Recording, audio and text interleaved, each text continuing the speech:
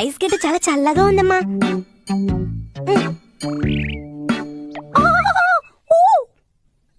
ఈ విధంగా చేయకు షించాన్. అమ్మా ఈ ఎండకి చాలా చల్లగా ఉందమ్మా. దాన్ని మర్యాదగా ఒకసారి మీ ఇంటి టీవీని మా ఇంటికి తీసుకొస్తావా? కానీ నేను కూడా ఇక్కడ చూడాలి కదా షించాన్. అంతేలే మా సావ్, నీకు స్నేహం కన్నా టీవీ ముఖ్యం కదా.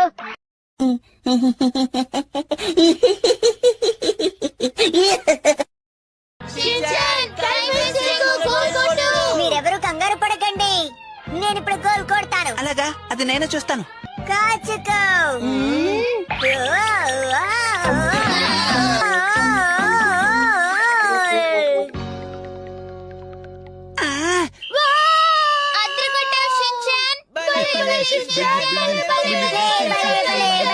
సొరంగాన్ని రెడీ చేశాను.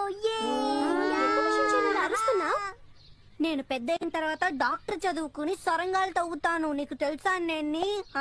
షించాన్ తను నీకు చెల్లెలు, పాపం కదా, తన్ని తిట్టకూడదు. నా బొమ్మని ఎందుకని ముట్టుకుంది? సరే ఇప్పుడు చెప్తున్నాను విను. నేను నీతో మాట్లాడని మరి. ఇంత చిన్న విషయానికి నువ్వు ఇలా టెన్షన్ అవ్వచ్చా చెప్పు షించాన్. ఇలాగే నిద్రపోతూ ఉంటే ఎలా క్లాస్ గమనిస్తావు? ముందెళ్ళి మొహం కడుకురా. బాగా సోప్ రాసుకుని మొహం కడుకో. ఓకేమ్మా. ఏంటి ఉలుకు పలుకు లేకుండా ఉన్నాడు?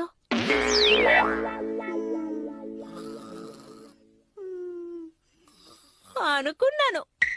నా కథ వదిలేయండి. ఏంటి మీ తల మీద అన్ని కనెక్షన్స్ ఉన్నాయి? షించాన్ డాక్టర్ దగ్గర ఈ విధంగా మాట్లాడకూడదు. డాక్టర్, ఉదయం వీడికి టెంపరేచర్ 101 ఉంది. సరే, ఇతనికి జలుబు కూడా ఉందా మేడం? నీకే జలుబు అనుకుంటాను. గుర్రు గుర్రుని అంటున్నారు కదా. ఆయన నీ దగ్గర ఏమైనా అడిగారా షించాన్? వీడికి జలుబున్న టీవీ అనిపించడం లేదు డాక్టర్.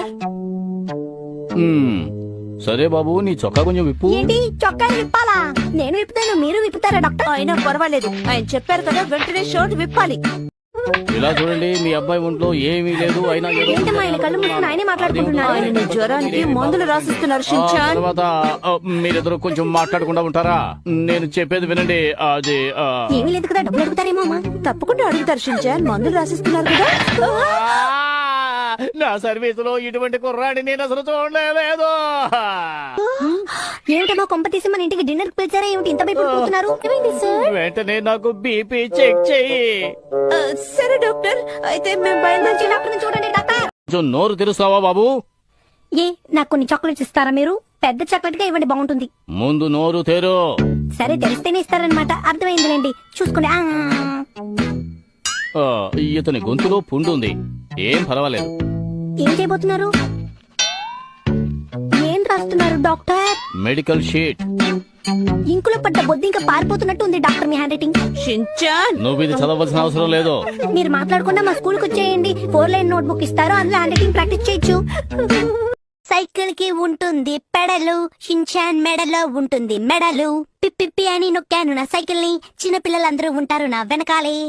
ఇక్కడ ఏం జరుగుతుంది? షించాన్ నువ్వా? ఇలా వచ్చి చూడు. ఈ క్యాట్ ఏంటి వాసింది? తోకూపుతోంది కదా, దాన్ని ఎందుకు క్యాట్ అంటావు? క్యాట్ తోకూపుదా ఏంటి? తోకూపితే అది క్యాట్ కదా? ఇది క్యాట్ కాదు షించాన్, ఇది ఒక డాగి. నాకన్నా నీ హెయిర్ స్టైల్ బాగుందని చెప్పి నేను నమ్ముతున్నాను. నువ్వు నమ్మినా నమ్మకపోయినా ఇది ఒక డాగి. ఓకే అలాగే. ఓర్ బాబోయ్, ఫ్యాన్ కూడా వీస్తోంది, అయినా కూడా ఎందుకు ఇంత ఉక్కపోస్తోంది? నువ్వు ఎక్కడికైనా వెళ్ళాలనుకుంటున్నావా షించాన్? నేను చల్లగా ఉండే గదిలో నిద్రపోవడానికి వెళ్తున్నాను. సరే మంచిది, చల్లగా ఉండే గదిలోకి వెళ్ళి నిద్రపో. చల్లగా ఉండే గదా? బయటికి రా, ఇది గది కాదు, ఇది ఫ్రిడ్జ్. అమ్మా నేను ఫ్రిడ్జ్ లో నిద్రపోతాను ప్లీజ్. ఫ్రిడ్జ్ లో నిద్రపోకూడదు షించాన్, అందులో తినే వస్తువులనే పెట్టుకోవాలి, అర్థమైందా? కావాలంటే మీరు కూడా వచ్చి నిద్రపోండి అమ్మా.